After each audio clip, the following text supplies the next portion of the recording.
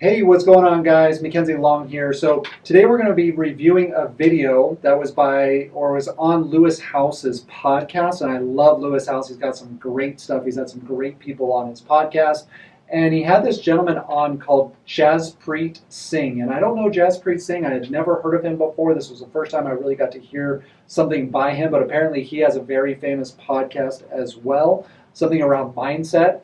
And this particular video was called The Biggest Lies That You Were Told About Money. I wanted to talk a little bit about that kind of in this season of doing some reviews on people who are talking and saying things about money and mindset and business. And I love this video. Now, just as a heads up, it is like a 2-hour long podcast. So I couldn't obviously do that in its entirety. And then it would be 4 hours long or something. So this is going to be a little bit longer one. Definitely not going to be 2 hours, but it's going to be a little bit longer doing a reaction video for this. But I love some of the things that he said and wanted to kind of go over some of that with you guys as well and my feelings on. I saw my parents work their butt off every single day. If my dad got a Saturday and a Sunday off, it was considered a long weekend. And so I didn't get to spend a lot of time with my parents growing up. And they would always tell me that you have to go out and become successful. And I completely agreed because I wanted to give back to my parents. I wanted to help support them. And I figured, okay, if I want to become successful, I should follow the steps that we're told to become successful. What are those steps? Go to school, get a good degree, get a good job. For me, in my case, it was become a doctor. And along that way, it was in college, I realized that something's wrong. Something's not adding up. And I searched the richest people in America. And you see people like Steve Jobs, Warren Buffett, Bill Gates, Mark Zuckerberg. And I was like, none of these people are doctors. Mm-hmm. None of these people went down that traditional route of getting a degree, doing a good job. Am I missing something? Because I thought that if you go to school, get a good degree, you can make a lot of money. And if you work harder in school, get better grades, you'll make even more money. So I thought it was just directly correlated. Your grades, your income. And that's when I started questioning things. And I realized, maybe this isn't right. And as you start to go down deeper and deeper down the rabbit hole, you start to realize, oh my God, everything that I've been told is a lie. And so that kind of pushed me into this whole painful, emotional journey of learning about money, learning about entrepreneurship, learning about what does it mean to become wealthy and how do you actually do it? Yeah, and that's very similar to what I went through as well. So I went to school for mechanical engineering, and it was a long, arduous process, expensive, everything else.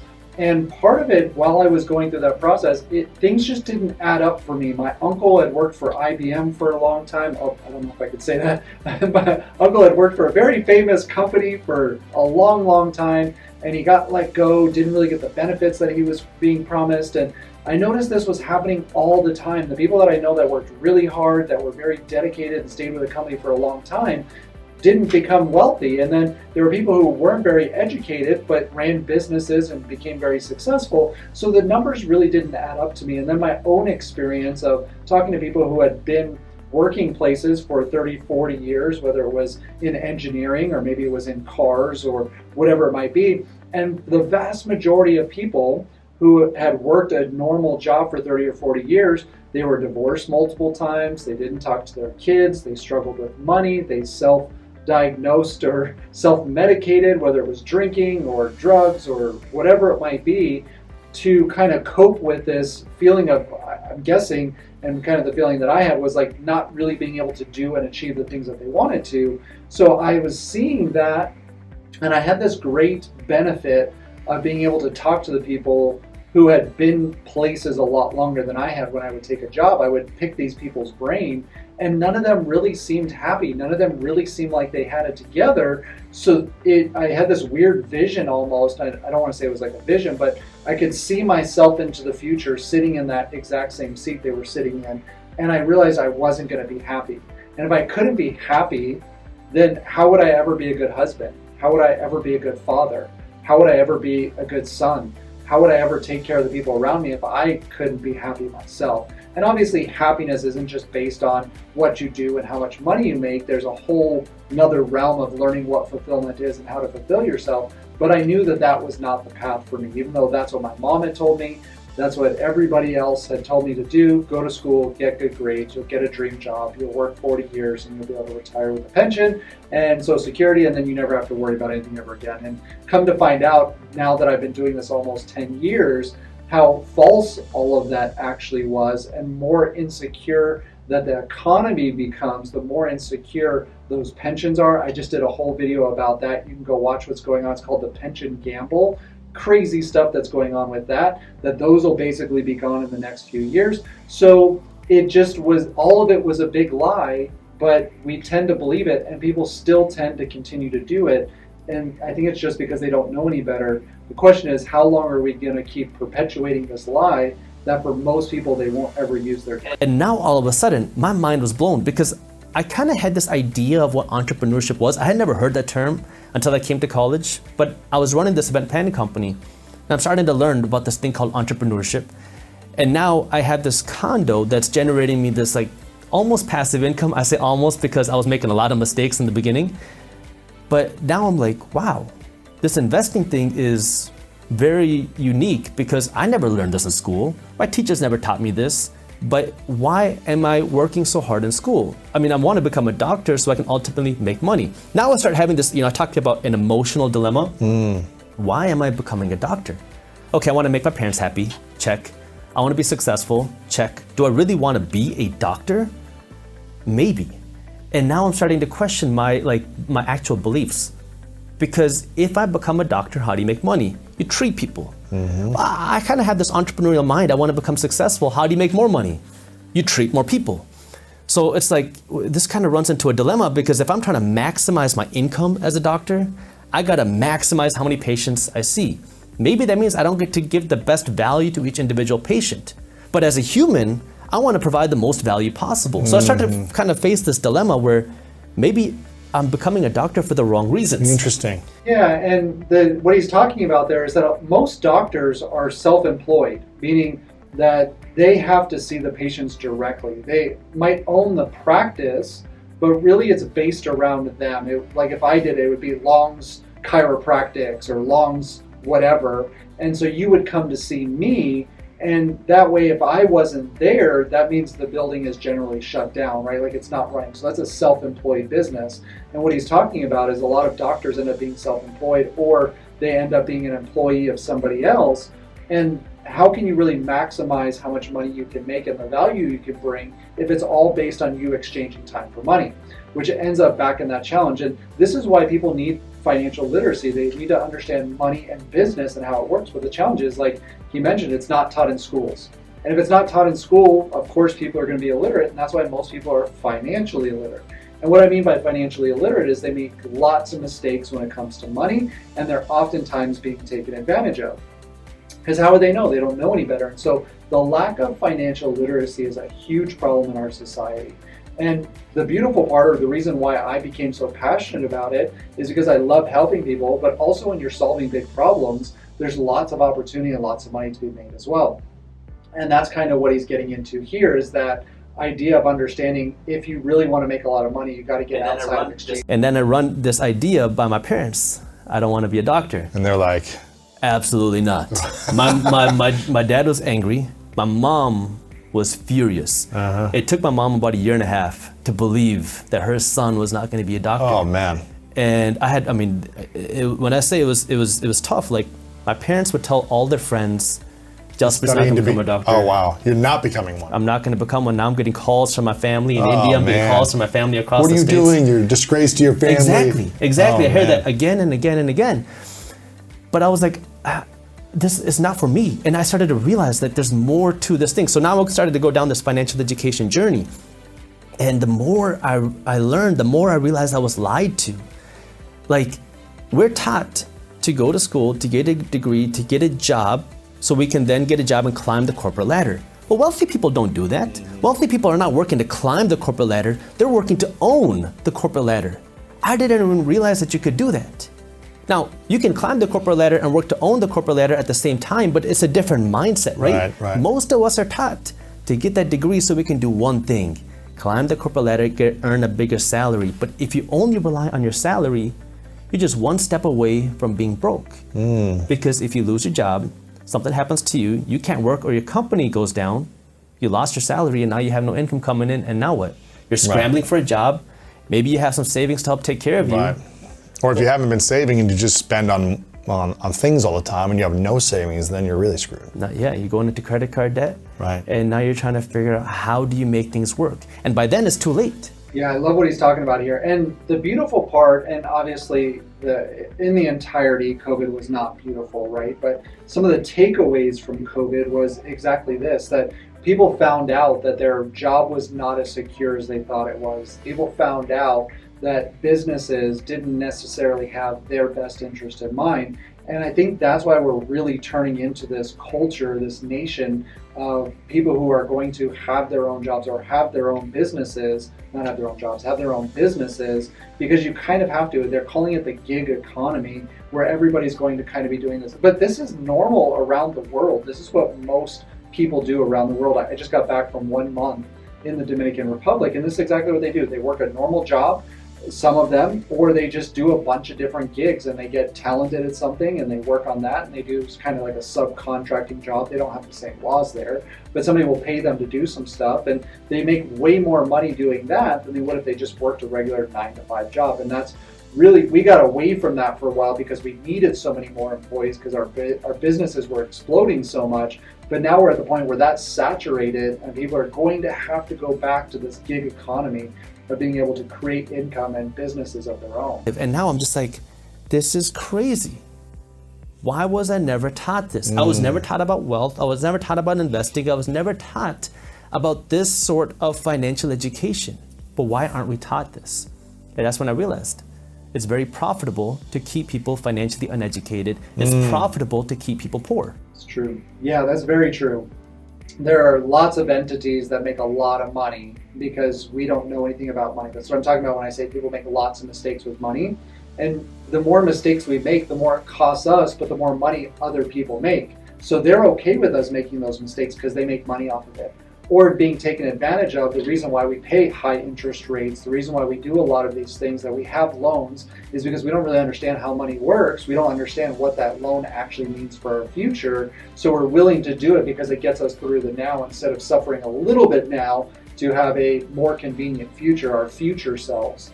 So he's absolutely correct on that so many people make money off of it. Interesting. What would you say is the main system that keeps people poor then? It goes down to so many different things. The banks profit when you're financially uneducated because they'll keep you saving money in the bank. They'll keep you in consumer debt. If the banks lived by their own advice, which is save money, the banks would be losing money. When you go and deposit $1,000 in the bank, that cash that you deposited is a liability for the bank. An asset is something that puts money in your pocket. A liability is something that takes money away from your pocket. So when the bank has your cash, it's a liability for them. They want to get rid of it as fast as possible. And the way they do that is by lending it out because it's an investment for the bank. They don't want to hold on to cash, but they want you to save your money. You want you to give them cash. Right. And just leave it there. Leave it there.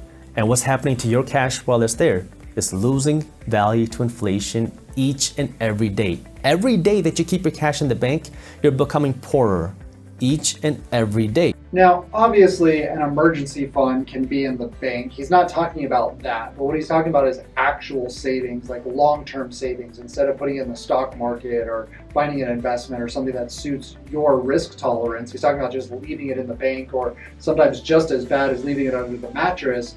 Once you get past that emergency fund stage, you really should be looking at getting a better rate of return on it so you can at least outpace inflation. Governments want you to be financially uneducated because when you're financially uneducated, guess what? You are an employee and you're a consumer. Who pays the highest taxes? Employees and consumers. Everybody knows that rich people don't pay taxes. It makes people angry, but a lot of times we don't understand why. Right. And we get angry at the wrong things and the wrong reasons. There's a lot of things that you can do legally to pay less money in taxes, and there's different ways that you can invest your money to pay less money in taxes. So I'll give you a couple examples. Yeah. So let me start with this. Tax avoidance and tax evading are two similar words with two very different outcomes. This is one of the first things that you learn in law school. Tax evading is illegal. Yes. You go to jail. Yes. Tax avoiding is legal, and then you get hated for doing that.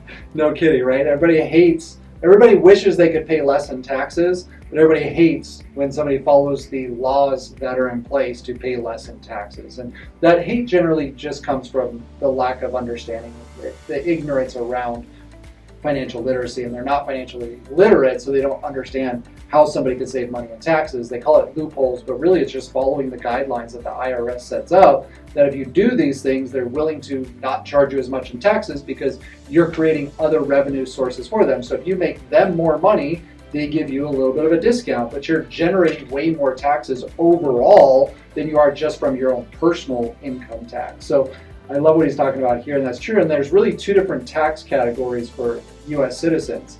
It's either you know about taxes and you pay little taxes, or you don't know about taxes and you pay all the taxes. But the nice part is the government lets you choose, just most people don't take the time to figure out how to pay less in taxes. I'm here in San Diego. Well, we're in LA right now, but I'm here on a 2-month business trip to San Diego with my business partner. I have to rent a car. I actually got a Ford Mustang because I always wanted a Ford Mustang when I was a kid. That was like my dream car. So I got one here with a convertible. Nice. And we have to go to business meetings. We have to go out and explore San Diego, do these things. My business partner is my wife. We're staying in an Airbnb in beautiful San Diego.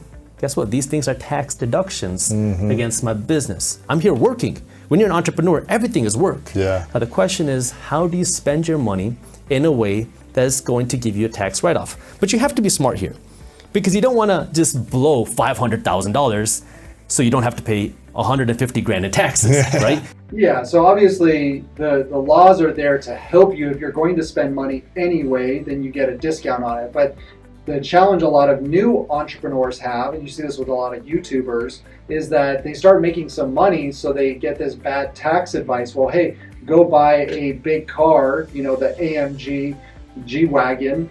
You're going to spend $500,000 on that so you can save $130,000. It's still a negative loss. You're still paying. So if you don't understand that and you spend that $500,000 that you made that year on your G-Wagon to save $130,000, you still don't understand that process, and that's what he's kind of talking about. Everybody kind of makes that mistake in the beginning, by the way. We're making financial news accessible because I didn't grow up learning about money. Right. And CNBC looked cool, but I never understood anything that was happening there. They have all these confusing terms that are going on. So it's a way to make financial education and what's going on with money more accessible to people, because I'm realizing how important that is to me, because the more and more I talk to people, the more the people listen to what I say, the more I hear, oh my God, I wish I would have learned this when I was younger. I'm like, yeah, I know, me too. And so it's like, it's important for me to help get that message out there, because it's so needed. We talk about, especially in Detroit, food deserts, where there's areas people can't get access to healthy food. But this money desert, this financial education desert, it's so widespread, where none of us are taught a thing about money. And it makes me angry, because if I didn't accidentally start reading these business books, if I didn't accidentally start investing in real estate, I would be somewhere completely different.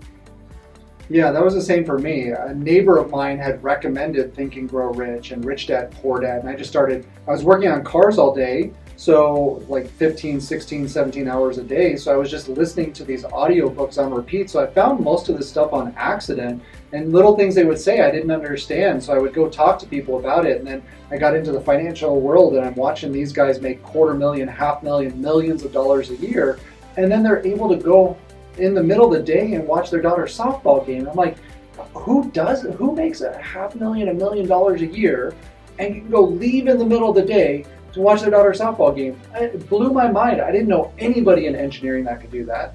I didn't know anybody in the automotive world that could do that. Any job I've ever had, even the business owners couldn't do that. So I was like, man, I got to figure this thing out. If I could just at least replace my income and then be able to have the freedom that as I get married and I have kids, and Marla and I just got married, by the way, you can go check that video out. We were in the Dominican Republic.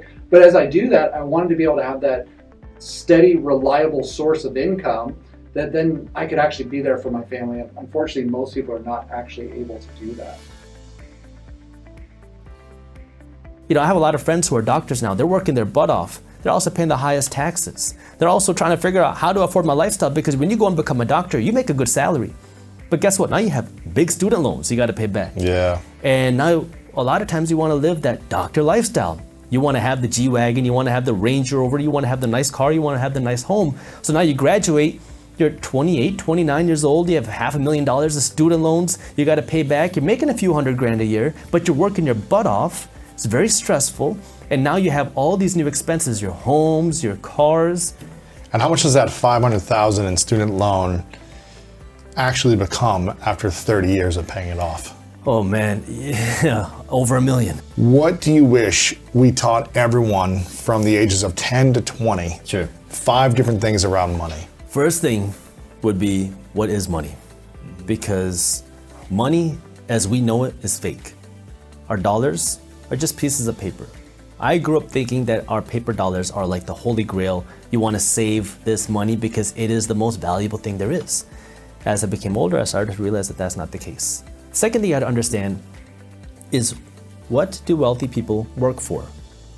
And most of us, the majority of us, are taught to work to get a job and climb that corporate ladder, but wealthy people are doing something completely different. They're working to own the corporate ladder. They're working for something called equity. And this thing really blew my mind, because wealthy people are not working for that paycheck. They're working to own a piece of the company. That way they can get a piece of the profits. The third thing is that you have to think bigger.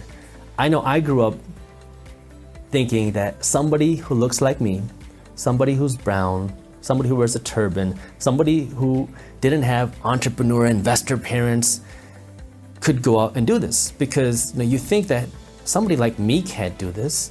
My parents also told me that I couldn't do it. I didn't know anybody doing it. I didn't know any investors.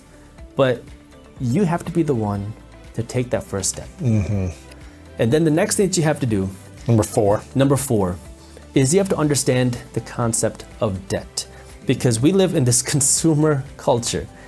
And it's interesting where, we want to live this flex lifestyle, right? I want to show off on Instagram. I want to show off my new car, my new Chanel Gucci purse.